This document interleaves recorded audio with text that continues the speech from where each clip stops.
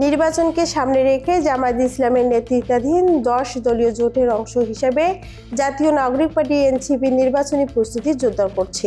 30টি আসনের সমঝোতায় অংশ হিসেবে এনসিপি বর্তমান 27টি আসনের প্রার্থী ঘোষণা করছে। এসব প্রার্থী গণ অভ্যুত্থানের পর গঠিত নবীন দলটির পক্ষ থেকে ভোট প্রার্থনা করছেন। দলের ভেরিফাইড ফেসবুক পেজে প্রকাশিত পোস্টারে উল্লেখযোগ্য প্রার্থীদের মধ্যে আছেন ঢাকায় 11 আসনের আহ্বায়ক নাহিদ ইসলাম, রংপুর 4 আসনের সদস্য সচিব আখতারুল হোসেন, কুমিল্লা 4 আসনে দক্ষিণ অঞ্চলের মুখ্য সংগঠক হাসনাত আবদুল্লাহ এবং পঞ্চগড় 1 আসনের উত্তর অঞ্চলের মুখ্য সংগঠক সার্জিস আলম। এছাড়াও ঢাকা 8 আসনের মুখ্য সমন্বয়ক নাসির উদ্দিন পাটোয়ারি ও নোয়াখালী 6 আসনের যুগ্ম মুখ্য সমন্বয়ক আব্দুল হান্নান মাসুদ নির্বাচনী প্রচারণায় অংশ নিচ্ছেন। 27 জন প্রার্থীর মধ্যে মাত্র 2 নারী প্রার্থী মনোনয়ন পেয়েছেন। তারা হলেন ঢাকা 19 আসনের দিলশানা পারুল ও ঢাকা 20 আসনের লামিমা তাসনিয়াত।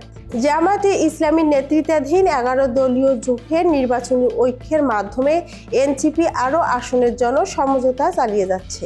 এভাবে নবীন রাজনৈতিক দল হিসাবে এনসিপি নির্বাচনী প্রস্তুতি জোর দিয়ে যোদ্ধাদের কাছে নিজেদের পরিচয় দিতে চাইছে।